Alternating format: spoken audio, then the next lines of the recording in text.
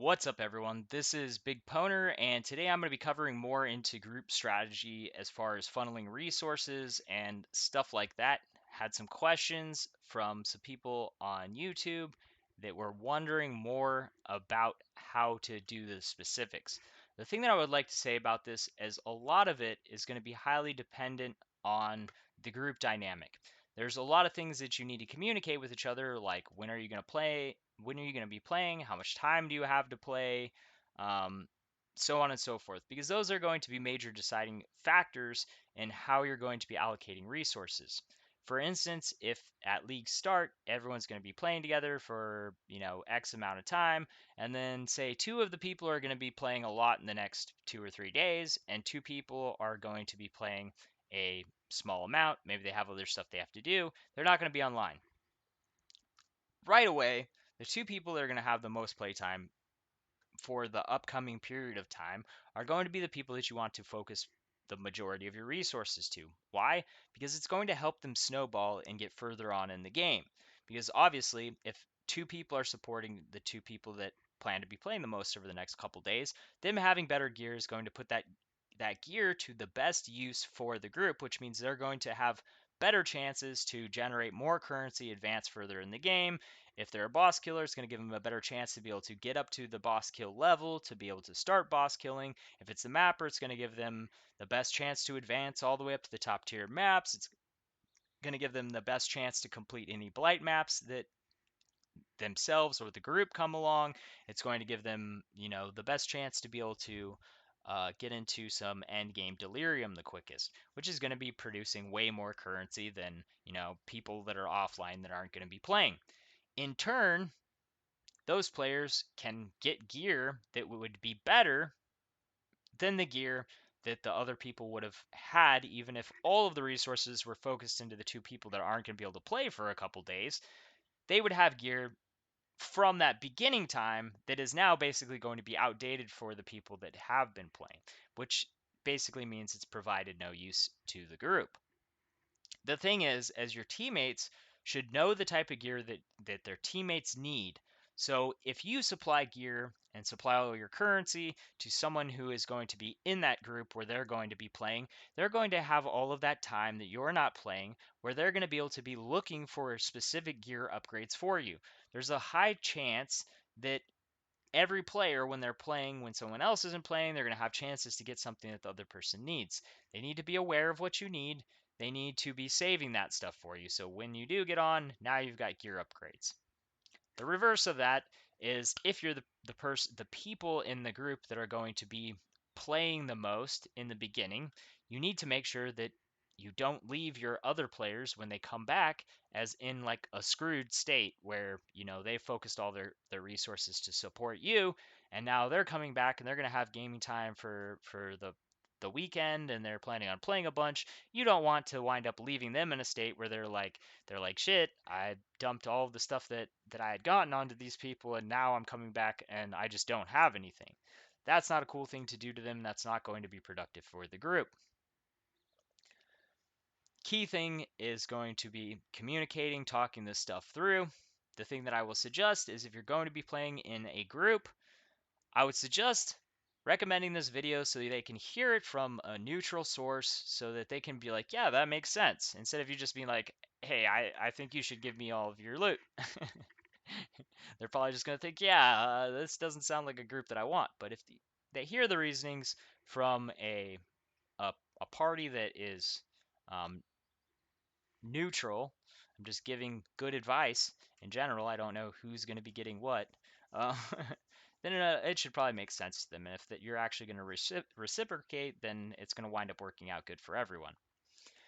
Assuming everyone that is in the group is going to be having the same amount of play. Assuming you are starting at league start. The bosser is going to be a low priority until you get to actually boss killing. Which, what is actual boss killing? Boss killing is killing bosses that are actually going to give you chances for good loot. Boss killing is not, I'm doing Act 1 maps and I'm going to have my boss killer come in and kill this boss that's probably ain't going to drop me shit. No, that is not boss killing. Boss killing is killing guardians. It's killing, it's killing Cirrus. It's killing Shaper, Elder, stuff that drops stuff that is worth a lot of currency. That is the stuff that's profitable. That is the function. That is how the boss killer is going to make currency. Obviously, if you dump all of your currency into a boss killer, when you guys hit maps and you're all at level 1 maps, this is the worst allocation of your resources. And why is that? Because you have to get to tier 16 maps. The boss killer, just in general, is going to be the slowest mapper. So you basically would be focusing your resources into the worst place that you could focus your resources as far as getting collective currency for your group. Because the mapper, a decent mapping build, is going to be able to clear maps faster. It's going to be able to do blights better. It's going to be able to do all of this stuff better. The mapper is going to be where you're going to want to be allocating your resources early because they're going to excel the most. They're also going to, in general, be able to provide the most to the boss killer when they get to that place. And throughout the process of getting to a place where you're at tier 16 maps, spawning guardians, you've saved your Xanas, and now you guys are all running your Xana maps, hoping for guardian maps for your boss killer to kill. Like, up till that point, the your mappers are 100% going to be making the most currency. Uh, Obviously, if you're playing multiple mappers, the person who's going to have the biggest priority is going to be your allocated blight map, your allocated blight mapper. Obviously, if you have multiple mappers, you should figure out who is the best at blight maps, who has the most experience, who has the best build that's going to be able to most efficiently do that. Because, just being like I want all the gear in the beginning and just saying that you're good at blight maps because you just want all the gear early, that's really stupid because then your team's going to get pissed off at you. They dump all their gear into you. You're more geared than you need to be to do the blight maps, and you're failing their blight maps. You are hurting everyone's currency, including your own. So realistically, who's your best blight mapper? Who has the best build for it? Do it that way. Um, that is going to be my recommendation for that. If you have someone playing a good build for it, but they are like, I'm not good at blight maps, then right now, before League launches, maybe you should try some blight maps in standard with that build. Try with some low gear. Practice a little bit. If you have blight maps left over in your standard league, or if you have leftover currency and you can actually find people selling them in standard, good luck. But that is something that you can do. Um, so the point that you're going to want to start switching to beefing up your boss killer, kind of the way that you can progressively do it is kind of the same way that you're going to be buffing up all of your teammates. When you're focusing resources onto a character, that does not mean I'm literally going to give everything that I have to one person and, everyone else is just going to have nothing. Everyone still has to be advancing. You still have to be, keeping stuff for yourself. If a drop drops for one of the people, you need to give that to that person.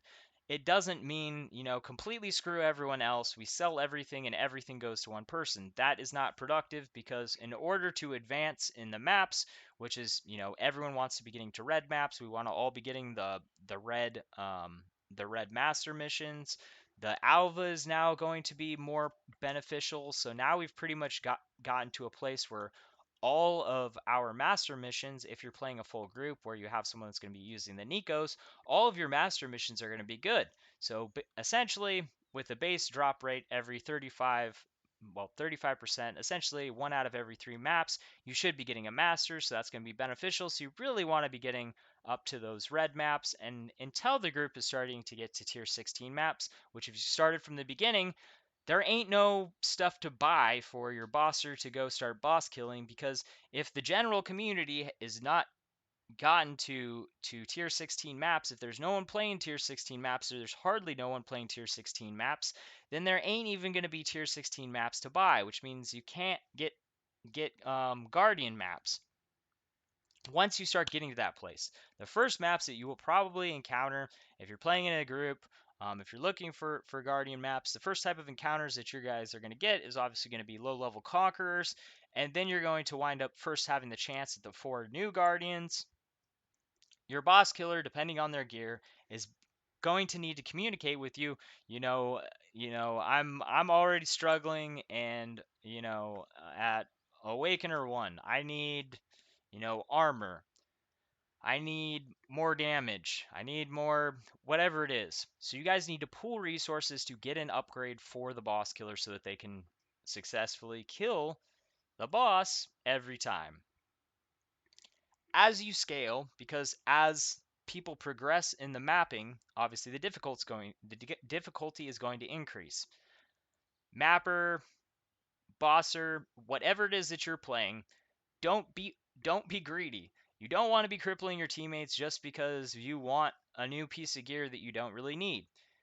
To make your team scale as efficiently as possible, you really want to, if assuming people are online and playing, you want everyone to be increasing because everyone is going to be doing something. You're just going to be the focus of the team's resources because you have the highest earning potential. But if, for instance, I'm already strong enough to do tier 16 blight maps, and I'm already strong enough to be jumping into delirium, and I'm like, shit, guys, I really need 10 exalts for my next upgrade. That's me hurting the team, unless they're not going to be able to play hardly at all, and the plan is just for me to basically get as powerful as possible and then gear everyone in the group, which that is a viable strategy. Unless that is the focus, just being a hog and just saying that I need stuff that I don't need is stupid. Because if other people are playing and they're playing on bare minimums and they're struggling at the level that they're playing at, they're not going to be earning that good of currency. And one player is not going to be able to out earn you know, a whole rest of the team, even if they're playing at a slower rate. Because, say a boss killer clears maps in twice the amount of time, and, the Delver's still mapping and they take twice as long. Still, their clearing capability is the same as mine when you add them together. So you can't completely cripple roles. If someone's like, shit, I'm on tier 5 maps and I'm not strong enough to move forward, you got to get that player stuff so that they can continue advancing. It's just the person that you want the most dedicated into is mappers in the beginning. Once you get to boss killing, focus on the boss killer. And what does this mean? If you're focusing on the mapper and the boss are struggling, mapper is going to get the first item upgrade because they're the focus. If you're focusing on the boss killer and both the boss killer and the mapper need an item, you got to focus on the boss killer because say we've got Sirius spawn and we just had, an Awakener 2-1 and the boss killer failed it or nearly failed it, and we already have more Siriuses about to be spawned. Obviously, he needs the gear upgrade so that he can guaranteed kill those next Sirius kills. Me as the mapper, I might be like, I'm kind of weak on the tier 16 maps. I'm not running them that fast, or I'm dying, or whatever it is. Maybe I failed the blight map. I can still wait a little bit for those things. However, every map that we're holding onto that Sirius is stopping progress on moving to the next one. So the allocation of the resources to make it so the boss killer can get that currency that's ready to be collected is the main priority. That being said, be smart about the builds that you're picking. Don't pick some build that is going to require popular unique items. Plain and simple. If you're playing in a group and you're gonna be like, I'm gonna go cast on crit, and I'm gonna need a cost breeze, and I'm gonna need this unique and that unique. I'm gonna need a Halcynth, and I'm gonna need my 6 link armor, and then I'll be able to kill stuff. First of all, that's a terrible idea because that's just stupid. Being like, I need one of the most expensive items, unique items in the game, something on a popular build that everyone's going to be going after. It's guaranteed to cost me, 10 exalts. That is absolutely stupid. That is the amount that it should cost to get any build to a place where it's going to be able to be clearing up to tier 16 content. Plain and simple. That is just a really, really, really, really stupid starter. And if you're playing in a team with a build like that and you're expecting your teammate to basically dump, the cost of what a starter build should cost into your weapon just so that your build can run, you are a douche. Plain and simple. Don't pick a build like that because you are not going to be an asset to your team. You're just going to be a money pit. Just plain and simple. Money pit. The boss that I'm going to be playing with is going to be playing mines. He wants to play something else, but the upgrades are more expensive. So he's going to go mines to start out because with low upgrades you're going to be able to kill bosses cheaply. That is a smart choice. Me, for instance, I'm going to be playing the ice shot. I know it scales well. So any gear upgrades that I get, anything that we get access to is going to give me upgrades. It's going to make it easier for me to upgrade. I don't have the super specific things that I need. It's not like I'm going to have to buy this or I'm not going to be able to do anything. I'm going to be crippled and I'm going to be sitting there crying until I get my specific item. Guys, I can't do anything because I need this specific unique item. Don't be that dude. Just don't. Um, it's and you got to think about like if the build isn't good for solo play, it's not good for team play. Just plain and simple. It's just a bad build as a starter. There are a lot of builds that are good if you have currency to invest into them, but that is not a starter build. A starter build is something that will run with a lot of stuff. It's easy to gear, and it has you can keep scaling it. A bad build is something that only works if I have this specific stuff, or I need a lot of really good gear in order for it to actually work. Terrible idea to start something like that. And if you're going to be playing a shitty build like that, don't do it in a group because you're basically just hoping that your teammates will just buy you a bunch of gear just so that your build will work. You want to be an asset to your team, not the dude that's holding it back. Anyways, I think I've pretty much covered all of the stuff you should consider. Talk to your teammates, communication, let each other know, plan out a schedule, and everyone needs to be realistic about what their schedule is going to be. When they're going to have access to stuff. Organize getting gear to people if you're not going to be playing. Like if I know I'm not going to be able to play for the next couple days, say you've got something going on, make sure that you let your team know, like, hey, I'm not going to be on much these days. I've got this extra currency. Who needs it? Who can I give it to before I take off? Before I go to work, before I go to bed tonight. I don't want my currency just sitting here. If someone needs upgrades, I want to get it to them. Do stuff like that. Keep up communication. Make a plan for the beginning. You know, we're gonna focus on getting the mapper strong till we start getting to till the general group is in red maps, and mappers getting to tier 15 16, so they're gonna start getting frequent guardian spawns, and we're going to switch to the boss killer. We're going to get the boss killer strong enough so that he can kill all of our Siriuses and so that he can kill all of our guardians without fail. And that's going to kind of be a progressive thing because as you keep on increasing awakener level, he might be like, well, I was good at awakener 5, but now I'm at 7 and I'm struggling a little bit. I need some more gear. So you got to upgrade him. Once you as a boss killer get to a place where Awakener 8, you're smoking it. Um, you're able to get it every time. That doesn't mean I can do a deathless every single time. That means you can complete it every time. Be realistic. There's a big difference, and I can just stand there and face tank him, and I can complete it every single time. You want to be at a place where you can complete it every time, and then you need to make sure everyone else can scale up as much. The ceiling cap for the mapper is going to be way higher because just plain and simple delirium plus the bonuses that are going to be scaling from awakener levels plus all that stuff, we are going to be able to have super hard maps. The mapper is end towards is going to you're going to want to get it as strong as possible. You're talking about five orbs adding to delirium. You're talking about really strong uh, really strong Xana mods. You're talking about a lot of scaling for maps. However, you don't need to min-max your mapper right out the get-go. Like I said, get them to tier 16 maps so they're speed clearing tier 16 maps and they can start feeding your boss killer. Then get the boss killer to the point where he can complete all boss kills. and then probably switch back to your mappers. If you're doing the Delver, the questions that I have completely ignored the Delver. I, and if you're not interested in a Delver, you're not playing with Delver, you can cut out right now. But there is still going to be some stuff that might be useful to you as far as what I'm going to say. Delving this league, the focuses, if you're trying to make currency, are going to be a little bit different.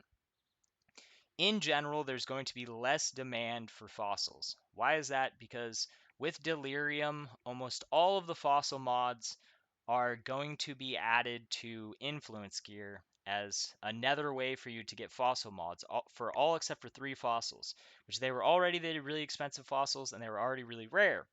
What does this mean? It means the fossil drops are going to be worth way less just from the get-go. They're going to be worth less because there's going to be less demand because people can get them somewhere else. The other thing is some of the good fossil mods that we had on like amulets, boots, those are just completely gone. They're not in the game anymore. So some of the stuff that were go-tos are no longer there, and then the mass majority of everything else in Delve, as far as fossils, is now able to be gotten through through influence gear. So that being said, there is still stuff that's going to be important for you to do. They have some mods now that you can only get through special areas in Delve.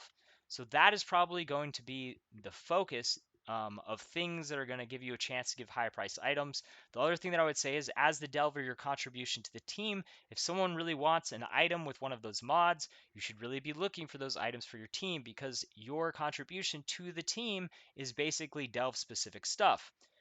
Early, I would suggest that you try and focus fossils and resonators to your team as early as possible to get some quick upgrades, because obviously extra rolls on gear when you don't have a ton of currency, that can give some chances to give some nice upgrades.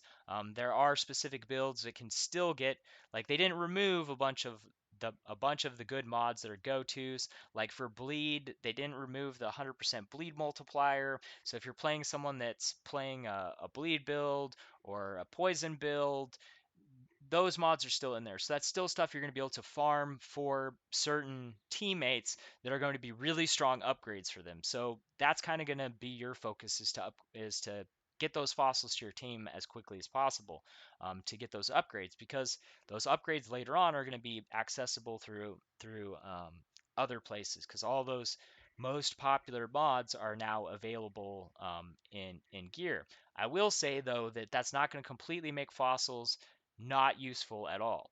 The thing that I'm thinking is, now you can go for more fossil mods, basically, because you can still fossil craft, and you can look for fossil mods on influence gear to give yourself even more chances for fossil mods that you liked. Unfortunately, I mean, trying to create a piece of gear with that many fossil mods or something like that isn't really as realistic, because you're talking about trying to hit so many mods. What does make it more realistic is, say I like 2 fossil mods and I used to like to always get them on, or say I like 3 fossil mods. Before, I might have to use higher socket resonators. Say I used to roll for, a 4-socket resonator.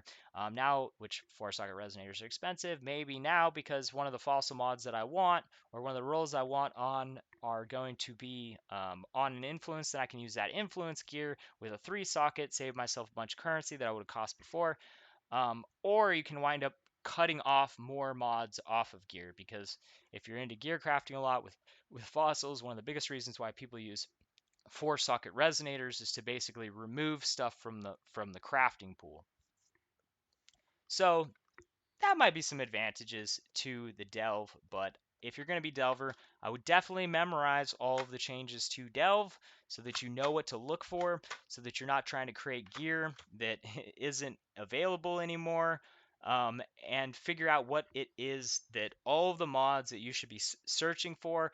The thing that I would also say is, once you've learned all the mods that are going to be specific to Delve, when the league launches, I would specifically go check stats and see what the most played builds are that are playing in the game. Why is that? Because then you know, as you're going through Delve, to look for specific mods that pertain to the builds that are going to be being played on. Because obviously, if a build isn't getting played at all, I probably ain't gonna go search in the zone that has, I'm not going to take a long delve over here instead of diving deeper to try and get this node that has an undesirable specific delve node and drops, fossils that are undesirable that my team doesn't need. But you got to know what your team needs, stuff like that. So I definitely read that stuff. As far as your team starting to provide you sulfite, so if you do have a team that's going to be playing and they skipped out because they're like, I'm not the delver, I don't give a shit, they need to know this information. You as the delver, when you first hit maps, you're going to have to start mapping because obviously, if you and your whole team have hit maps, no one's going to have the sulfite missions.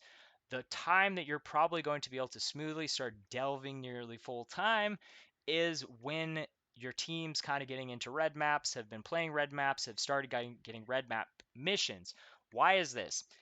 You're probably going to want to at some point, well, team is mapping and stuff like that, go try and get your sulfite capacity up as much as possible. That's going to be your main focus in the beginning so that your team can kind of fill you up.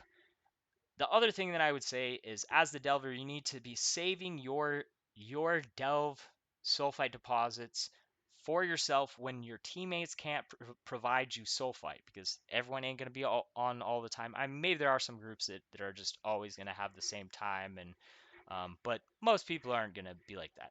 So if you, once again, communication. If you know one of your teammates is going to be on for the next day, be like, hey, you got any sulfite deposits? Can I fill up today while we're playing together? Can I use you? Because, our other two teammates are going to be playing with me tomorrow, so I don't want to take their sulfite since you're not going to be on. Got to be smart like that. The reason why I say once your team starts getting into red maps is because then they can feed you their white map.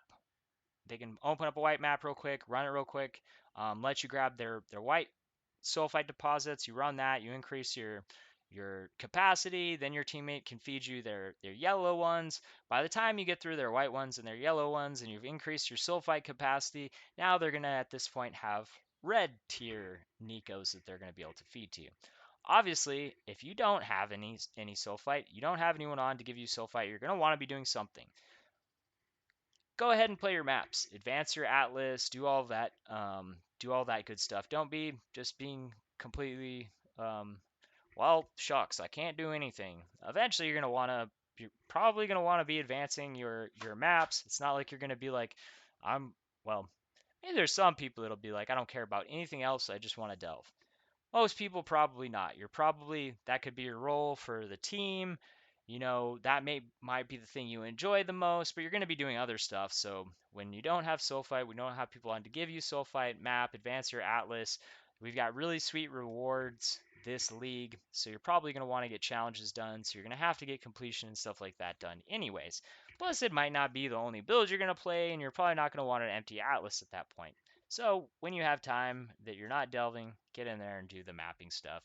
Um, you need gear that's strong enough to be able to continue delving. Let your teammates know what it is that you want. Supply your teammates with the fossils and let them know the gear that you need. Um, eh, I mean, early delving really doesn't take much gear, but when you start getting to a place that you struggle, let your team know that I need some upgrades. That's kind of how I would play that. Um, but I would say that your mapper and your bosser early league are a lot more important. The reason why is because the stuff that you're going to be getting from mapping and bossing is just going to, in general, be worth more currency early league. Because the mapper is going to get to the new stuff, which is the cluster jewels early, which everyone's going to be interested in those. And your bosser is going to be getting access to all the unique items that are always super expensive at the early part of the game. They're also going to be the one killing the Siriuses, which are going to be getting the new currency item that everyone's used to playing, that everyone's going to want. So their roles are going to be more profitable early. So try to help them out and support them early. But once you start struggling and can't continue, you need to let your teammates know that I need this stuff. Anyways, thanks for watching. Peace.